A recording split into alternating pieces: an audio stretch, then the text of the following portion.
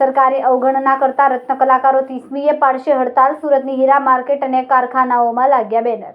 નોટબંધી અને કોરોના કાળને કારણે રત્ન કલાકારોના પરિવારની પરિસ્થિતિ વધુ કથળી રહી છે. આ કારણસર રત્ન કલાકારોના પરિવારના સભ્ય આપઘાત કરી રહ્યા છે. તેવા સમયે સરકાર દ્વારા રત્ન કલાકારો માટે યોજના જાહેર કરવી જોઈએ. આ માટે વખત રજૂઆત કરવામાં આવી હોવા છતાં પણ સમસ્યાનું નિરાકરણ લાવવામાં આવ્યું નથી.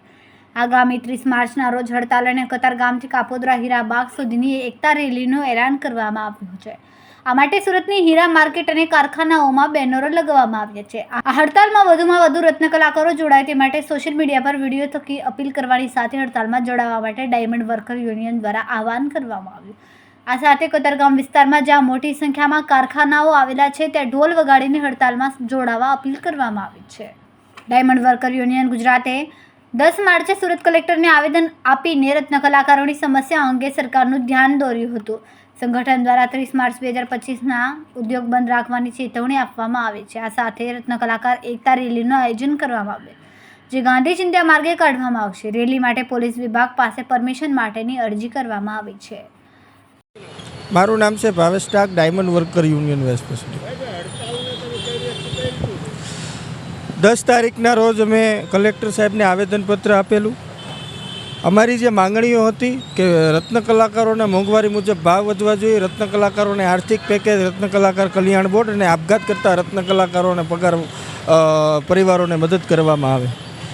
અમે 20 દિવસનું સરકારને સમય આપેલો હતો કે સરકાર 20 દિવસની અંદર વિચાર કરી રત્ન કલાકારોની મદદ કરે. ત્યારબાદ મુખ્યમંત્રી સાહેબને ઓલ ગુજરાત ડાયમંડ એસોસિએશનનું ડેલિગેશન એક મળવા ગયું હતું. મુખ્યમંત્રી સાહેબે પણ કીધું હતું કે 2 દિવસની અંદર રત્ન કલાકારોને મદદ કરવા માટેનો એક્શન પ્લાન ઘડાશે. ત્યારબાદ કલેક્ટર સાહેબને અમને બોલાવ્યા હતા. તમામ રિપોર્ટ સરકારને સબમિટ કરેલા છે, આ માહિતીઓ આપેલી છે. પરંતુ આજે 26 તારીખ છે, સરકાર તરફથી કોઈ જવાબ નથી. અમારે હડતાલ નહોતી પાડવી એટલા માટે અમે 20 દિવસનો સમય આપેલો હતો, એ પૂરતો છે.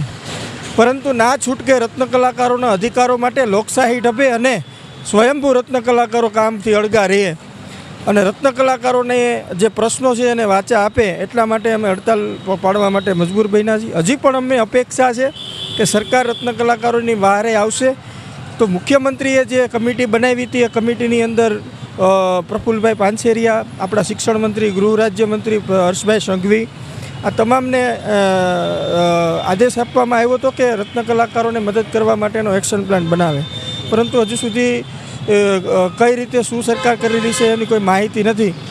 અમારે હડતાલ ન પાડવી પડે એટલા માટે રત્ન કલાકારોને રોડ ઉપર ના આવવું પડે, સરકારને ધ્યાન રાખવું જોઈએ. તો વિનંતી કરું છું કે હજી આપણી પાસે સમય છે તો તાત્કાલિક રત્ન કલાકારોની મદદ કરવા માટે સરકાર જાહેરાત કરે, જેથી કરી ઇન્ડસ્ટ્રીની અંદર સુખ, શાંતિ અને સમૃદ્ધિ જળવાઈ રહી. મારું નામ હિંમતભાઈ. હડતાલ માટે તો કારીગરોને અત્યારે કોઈના ઘર ચલાવવા એ પોહાય એમ જ નથી. કારણ કે જો શેઠિયા જ એને જો સલામતી આપે તો બિચારા ઘર ચલાવી શકે ને. એટલે આ માટે સરકારને મોદી સાહેબને જ આમાં ધ્યાન આપવું પડે કે હીરા માટે ગમે ત્યાં મિની બજારમાં કે ગમે ના બધે ભાવ વધારા કે ગમે ના હીરાનું આખી પ્રોડક્શન કે ગમે એ થતું હોય એ બધું કરીને અને શેઠિયા કમાય તો જ પાછા મજૂર લોકોને આપી શકે. બાકી ઘરમાં કોઈ પણ અત્યારે 5,000 રૂપિયા કારીગરો માટે કોઈને વધતા નથી. બોલો, ઘર ખર્ચા ચાલે છે.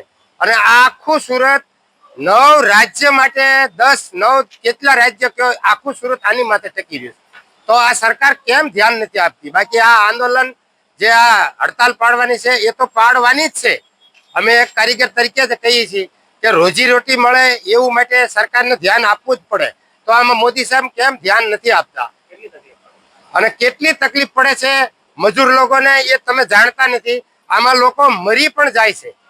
લ્યો, આમાં કેટલા માણસો મરી જાય છે સરકારને કઈ ખબર જ નથી કે કેટલા માણસો મરી જાય છે.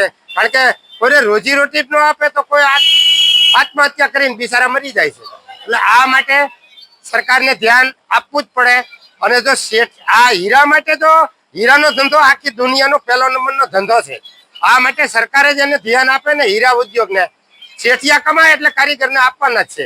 બાકી જો શેઠિયાને જ સપોર્ટ નથી આપતા સરકારને આમાં પૂરેપૂરું, હું તો કહું છું મોદી સાહેબ આમાં ધ્યાન ફરજિયાત એને મારી મંજૂરી કહેજો. હું હિંમતભાઈ રાજકોટ જિલ્લાનો ગુંદાળા ગામનો છું. એને એટલી વિનંતી કરું છું કે સરકાર આમાં ધ્યાન આપે તો જ આ સુરતને, આજે સુરત તમને ખબર છે પહેલા હીરામાં ફર્સ્ટ નંબરનું કહેવાતું હતું, અત્યારે આજે કેટલી મંદી ચાલે છે ખબર છે તમને? કારીગરોને કોઈને હીરા શેઠિયાને પોસાતા પણ નથી. તો આ માટે સરકારને ધ્યાન આપવું જ પડે કે હીરા વેચાય તો ઈવડા ઈ પાછા બિચારા મજૂરને આપે.